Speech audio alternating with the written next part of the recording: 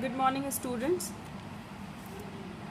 For last 2 days, we have discussed about the matrices and have solved some questions on it.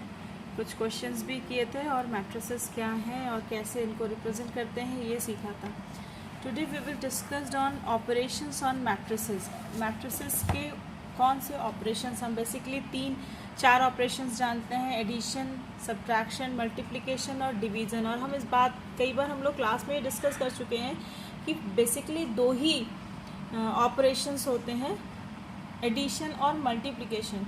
किसी negative number का addition subtraction होता है और अगर हम किसी x को 1/y से मल्टीप्लाई कर दें, रेसिप्रोकल से किसी नंबर के मल्टीप्लाई कर दें, तो उसी को हम डिवीज़न कहते हैं. मैट्रिसेस पर भी हम ये ऑपरेशंस सीखेंगे कि हम कैसे अप्लाई कर सकते हैं, एडिशन कैसे अप्लाई कर सकते हैं, हम मल्टीप्लिकेशन सब्ट्रैक्शन कैसे अप्लाई कर सकते हैं और मल्टीप्लिकेशन कैसे अप्लाई कर सकते हैं और किन कंडीशंस में कर सकते हैं.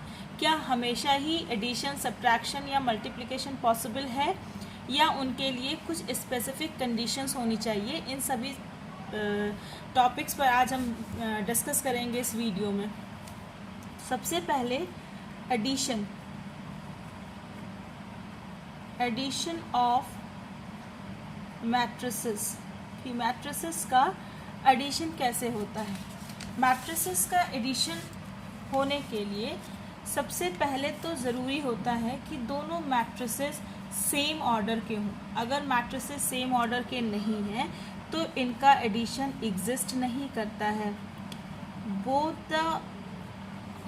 Both matrices which are to be added must be of same order. अगर सेम ऑर्डर की मैट्रिसेस नहीं हैं तो a प्लस बी एग्जिस्ट ही नहीं करेगा. If it is not so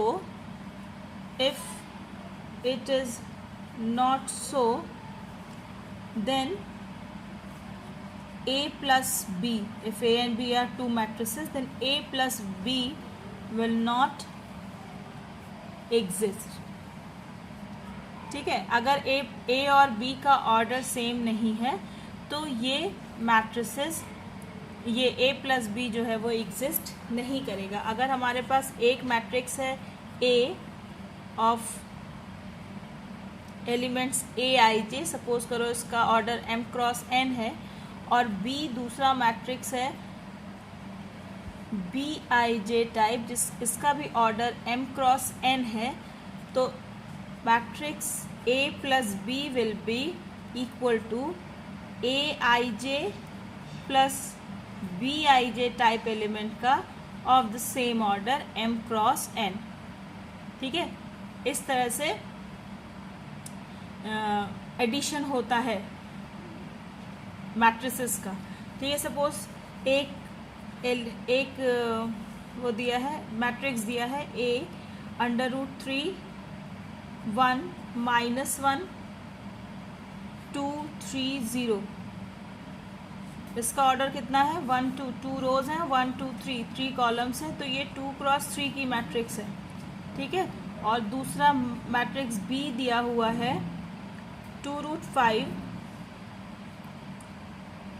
2 √5 1 -2 3 1/2. इसका ऑर्डर भी 2 क्रॉस 3 है. तो चूंकि दोनों का ऑर्डर सेम है, therefore a plus B will exist. a plus B exist करेगा और इसकी वैल्यू कितनी होगी? a i j plus b i j element होंगे. मतलब पहली रो का पहला कॉलम का एलिमेंट है तो वो b के भी पहले रो के पहले कॉलम से यानी करस्पॉन्डिंग एलिमेंट से ऐड हो जाएंगे. तो ये इसका कितना है? पहला ये है √3 और +2, यानी ये हो जाएगा 2 + √3. अगला क्या है? 1 है, यहाँ पे √5 है, तो 1 + √5 इट इज़ -1 +1, फिर ये 2 + -2, देन 3 + 3, देन 0 प्लस 1/2। देखिए यहाँ पे ये जो नया मैट्रिक्स बना है a plus B will be a new matrix, और इसका ऑर्डर वही है जो इन दोनों मैट्रिक्स का ऑर्डर था अलग अलग। इसके भी 2 रोज हैं और 3 कॉलम्स हैं, इसका भी ऑर्डर 2 क्रॉस 3 है। यानी m क्रॉस n के अगर 2 मैट्रिसेस हैं उनको जोड़ने पर भी हमें सेम ऑर्डर का ही मैट्रिक्स मिलेगा। तो ये हो गया 2 प्लस √3, 1 प्लस √5 और -1 plus 1 0, 2 plus -2 0, 3 plus 3 6, 0 plus 1/2 is 1/2। It is the answer a plus b। ठीक है, तो अगर 2 मैट्रिसेस हैं, अगर उनका ऑर्डर सेम है तभी उनका एडिशन एग्जिस्ट करता है, अदरवाइज एडिशन एग्जिस्ट नहीं करेगा। ठीक है, और जो नया मैट्रिक्स मिलेगा वो अगर दोनों का ऑर्डर सेम है और उन्हें हम ऐड कर सकते हैं तो जो नया मैट्रिक्स मिलेगा वो भी उसी ऑर्डर का होगा। और एडिशन करेंगे कैसे? सभी करस्पॉन्डिंग एलिमेंट्स को हम ऐड कर देंगे। ठीक है, then multiplication of a matrix by a scalar. आज हम ऑपरेशंस को डिस्कस करेंगे और कल इस पे हम न्यूमेरिकल करेंगे। मल्टीप्लिकेशन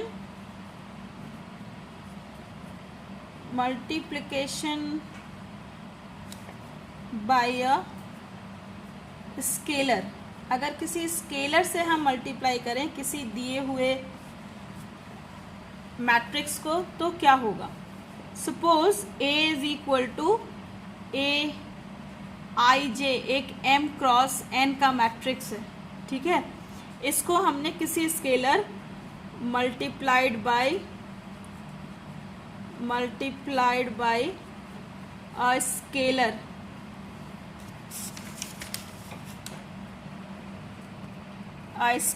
k, इसे हम किसी स्केलर k से मल्टीप्लाई करते हैं तो इससे हमें क्या मिलेगा? ये जो एक नया मैट्रिक्स मिलेगा k a, ये एक नया मैट्रिक्स होगा k a of same order.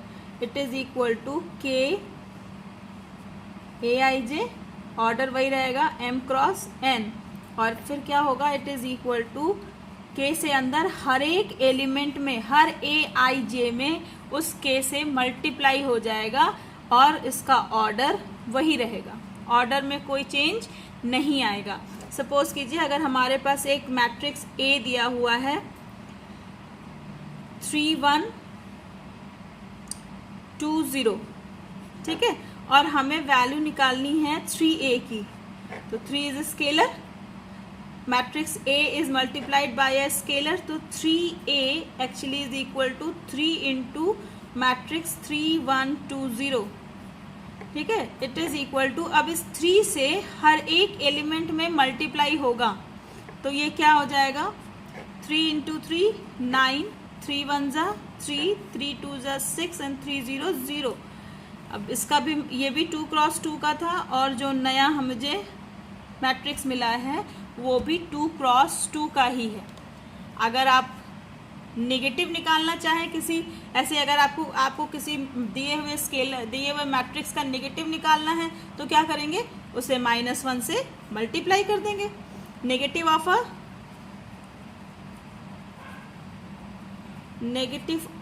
A given matrix A क्या हो जाएगा? -1 इंटू A, तो उसके सारे के सारे एलिमेंट्स -1 से मल्टीप्लाई हो जाएंगे। ठीक है,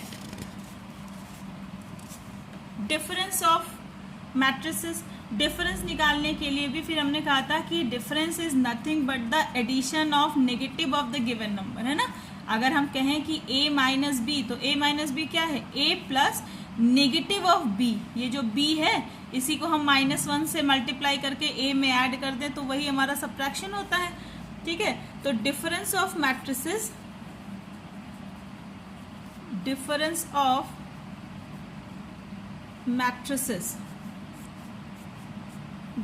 ऑफ मैट्रिसेस मतलब हुआ कि अगर 2 मैट्रिक्स A और B दिया है तो A difference B is equal to actually A plus -1 into B। ठीक है। अब इसके लिए भी ऑर्डर सेम, क्योंकि फिर देखिए एडिशन हो गया, -1 से मल्टीप्लाई होकर ये ऐड हुआ है, तो इसका मतलब क्या हुआ कि दोनों का ऑर्डर सेम होना चाहिए, ऑर्डर मस्ट बी सेम। और हम बार बार क्यों कह रहे हैं कि ऑर्डर सेम होना चाहिए, क्योंकि हम करस्पॉन्डिंग एलिमेंट्स को ऐड करते हैं, तो अगर ऑर्डर सेम नहीं होगा तो शायद कुछ एलिमेंट छूट जाएंगे जिनके करस्पॉन्डिंग हमें कोई दूसरा एलिमेंट मिलेगा ही नहीं, फिर हम उन्हें जस्टिफाई नहीं कर पाएंगे।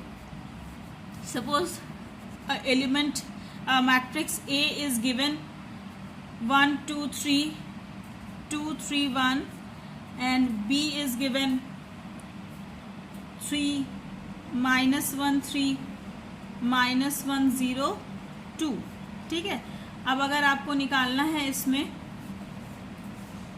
A माइनस B, तो इट इज इक्वल टू 1 2 3, इसका भी ऑर्डर 2 क्रॉस 3 का है और ये भी 2 क्रॉस 3 का है, तो 1 2 3 2 3 1 और माइनस मतलब plus -1 into matrix B 3 -1 3 -1 0 2, so it is equal to 1 2 3 2 3 1 plus, अब इस माइनस से मल्टीप्लाई कर दें अंदर, तो -1 इंटू +3 -3 -1 +1 ये हो गया -3 +1 0 -2, it is equal to 1 -3, corresponding elements को ऐड कर रहे हैं, 2 + 1 3 ± -3 2 + 1 3 + 0 और 1 ± -2, it is equal to 1 - 3 -2 2 + 1 3 3 - 3 0 2 + 1 3 3 + 0 3 1 - 2 -1, ये हो गया आपका आंसर, ठीक है। तो ये अभी जब आप प्रैक्टिस शुरू करेंगे तो आप इस ऑर्डर इस तरह से कर सकते हैं। अदरवाइज अगर आप देखें तो ये डायरेक्टली भी किया जा सकता है ना, यहाँ से अगर हम ये इसको सीधे सीधे यहाँ प्लस इंटू माइनस लिख देते तो भी वही होता कि 1 और -3 आता है ना, फिर ये वाला स्टेप नहीं रहता ना, तो 1 प्लस इंटू -3 तो 1 - 3 ही आता, ठीक है। तब भी डायरेक्टली करते तो भी यही आता, but it is the process and you should practise those differences in this way only, हाँ, it will be more clear to you, इससे ज़्यादा क्लियर रहेगा आपके दिमाग में कि ये कैसे होता है। एडिशन जो है, addition of matrices are commutative, addition of matrices are commutative. Commutative का मतलब आप समझते हैं कि ऑर्डर का कोई फर्क नहीं पड़ता, चाहे A + B निकालिए या B + A, दोनों की वैल्यू सेम होती है ना। Addition of matrices are commutative as well as associative. आप किन दो को पहले एसोसिएट करते हैं, इससे भी कोई फर्क नहीं पड़ता। So addition of matrices also obey commutative law and associative law. Identity exist करती है,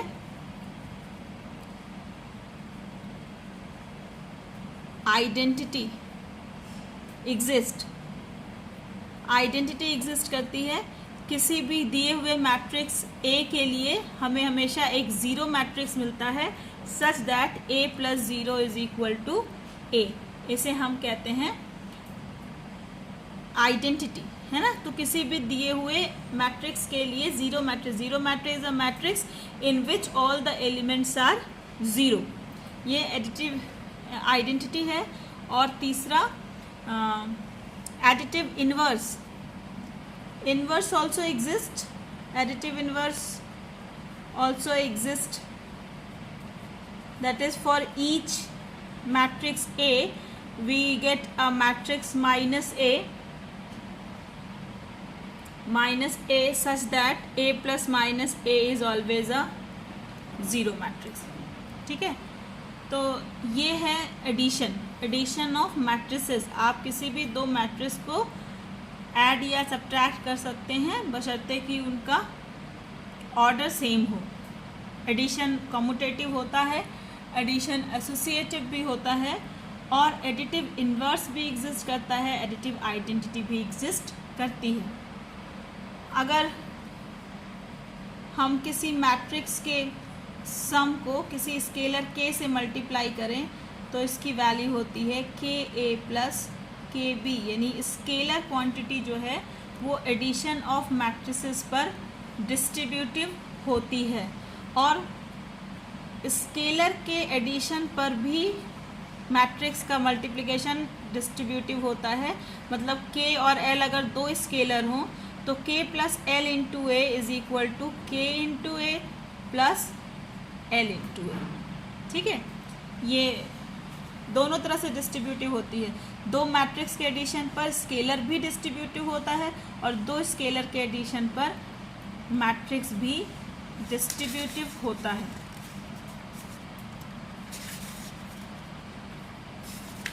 Now the main next is multiplication of matrices। दो मैट्रिसेस का मल्टीप्लिकेशन क्या होता है, कैसे निकालते हैं? पहली बात तो हमेशा ही दो मैट्रिसेस का मल्टीप्लिकेशन एग्जिस्ट करे ये ज़रूरी नहीं है। जैसे सिर्फ ऑर्डर सेम होने पर एडिशन या सब्ट्रैक्शन एग्जिस्ट करता है, वैसे ही मल्टीप्लिकेशन के एग्जिस्ट करने के लिए ज़रूरी है कि अगर एक मैट्रिक्स ए है हमारे पास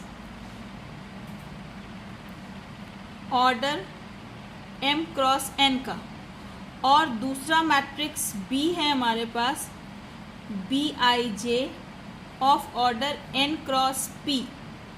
ठीक है, मतलब पहले वाले मैट्रिक्स का अगर हम a इंटू बी निकालना चाहते हैं तो पहले वाले मैट्रिक्स का नंबर ऑफ कॉलम दूसरे मैट्रिक्स के नंबर ऑफ रोज के बराबर होना चाहिए। इसका कॉलम, पहले वाले का कॉलम दूसरे वाले के रो के बराबर होना चाहिए, तभी ये मल्टीप्लिकेशन एग्जिस्ट करता है। और जो नया मैट्रिक्स बनता है, suppose it is C I J type element का मैट्रिक्स बनता है, तो इसका ऑर्डर होता है m cross p। m cross p मतलब पहले वाले का नंबर ऑफ रोज और दूसरे वाले का number of column. It is the most important thing to be remember, to be kept in your mind. हमेशा अपने दिमाग में सबसे पहले जो बात देखनी है कि अगर दो मैट्रिसेस हैं जिनको हम मल्टीप्लिकेशन, जिसका हम मल्टीप्लाई करने जा रहे हैं, उसमें ये ज़रूरी है कि पहले मैट्रिक्स के नंबर ऑफ कॉलम की संख्या, नंबर ऑफ कॉलम जो है वो दूसरे मैट्रिक्स के नंबर ऑफ रोज के बराबर होनी चाहिए, तभी a इंटू बी एग्जिस्ट करेगा, otherwise a into be exist नहीं करेगा। और जो ये नया मैट्रिक्स बनेगा a इंटू बी से, सपोज ये सी आई जे टाइप के एलिमेंट्स अगर हैं तो उसका ऑर्डर m क्रॉस p होगा। किसी भी दो मैट्रिक्स का मल्टीप्लिकेशन कॉम्यूटेटिव हो ये ज़रूरी नहीं है। ठीक है, it is not necessary that always if a into b exists then b into a also exists, and all again a into b may not be equal to, or you can say often it is not equal, a into b b into a के बराबर नहीं होता।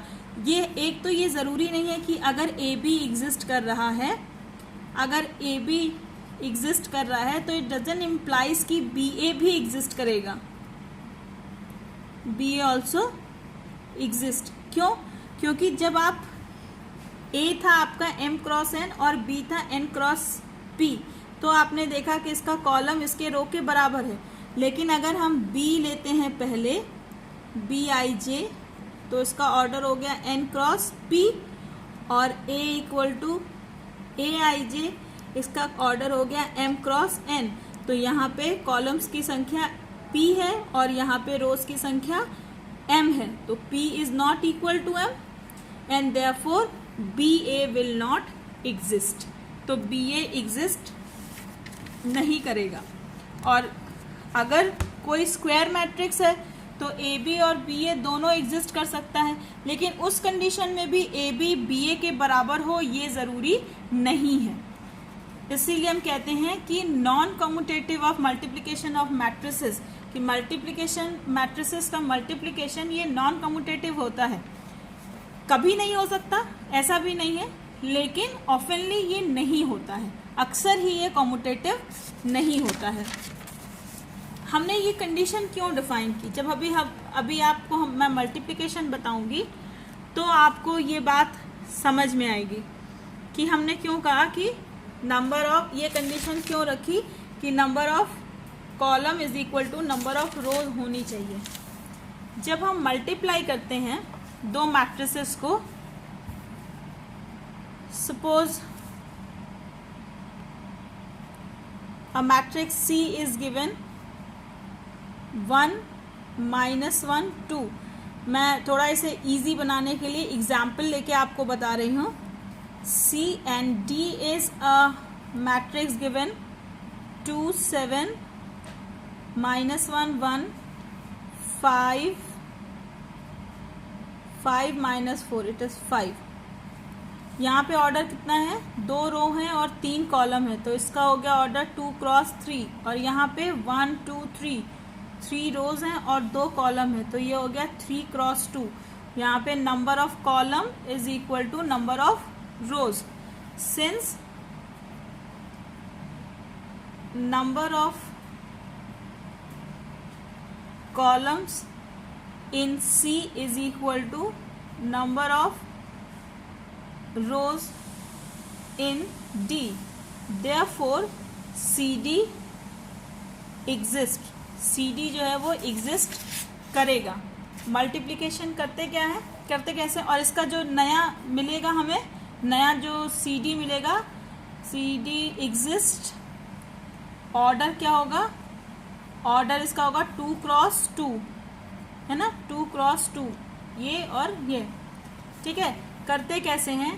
CD is equal to 1 -1 2 0 3 4 into D 2 7 -1 1 5 -4। Now take first row. How many elements are there? 1 2 3। पहले रो में 3 elements है। and take first column 1 2 3, column में भी 3 element है। अब हर एक रो को इस कॉलम के करस्पॉन्डिंग एलिमेंट से मल्टीप्लाई करके ऐड करना है। मतलब पहले एलिमेंट को पहले एलिमेंट से, दूसरे एलिमेंट को दूसरे एलिमेंट से, तीसरे एलिमेंट को तीसरे एलिमेंट से। It is equal to 1 into 2 plus -1 into -1 plus 2 into 5। It will be the first element. Now again take first row and then second column.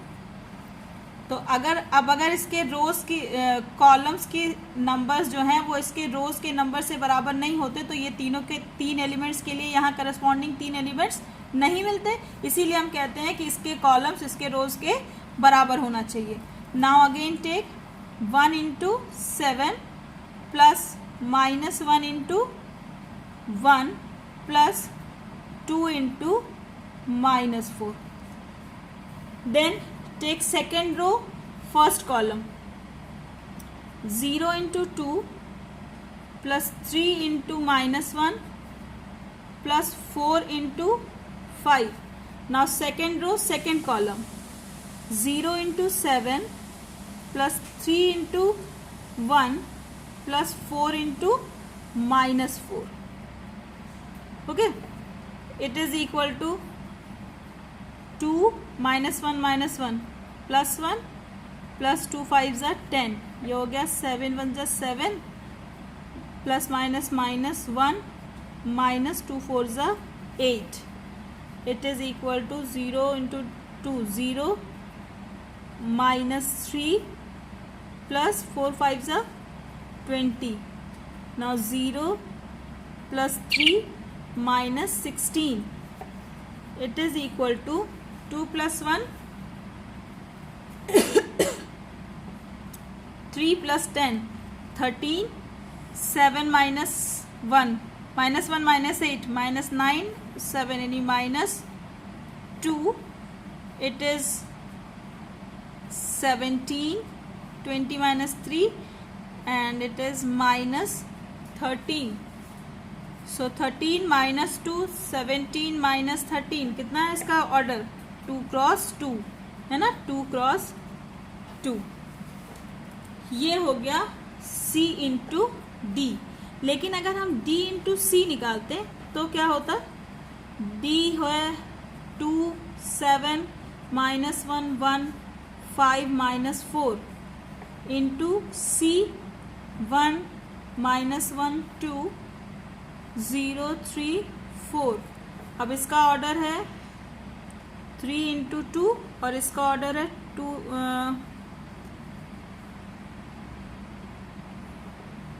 इसका 1 2 3 3 कॉलम 3 रोज 2 कॉलम और इसका है 2 रोज इंटू 3 कॉलम. अब यहाँ पर भी ये दोनों सेम है तो अब आप इसको मल्टीप्लाई करेंगे तो ये एक नया बनेगा मैट्रिक्स. ये इत्तेफाकन है कि ये हमने ऐसा एग्जाम्पल लिया कि 2 क्रॉस 3 का मतलब दोनों ही DC और CD दोनों ही एग्जिस्ट कर रहे हैं. लेकिन CD जो बनेगा उसका ऑर्डर CD जो मैट्रिक्स बनेगा सपोज करो ये XIJ टाइप के एलिमेंट्स का बनेगा. इसी तरह से मल्टीप्लाई करेंगे तो उसका ऑर्डर 3 क्रॉस 3 का होगा जबकि DC का ऑर्डर 3 क्रॉस 3 का होगा जबकि CD का ऑर्डर 2 क्रॉस 2 का है. तो ये दोनों आपस में इक्वल नहीं हो सकते सेम मैट्रिक्स नहीं हो सकते. इसीलिए हम कह रहे थे कि मल्टीप्लिकेशन कॉम्यूटेटिव नहीं होता है मैट्रिसेस का.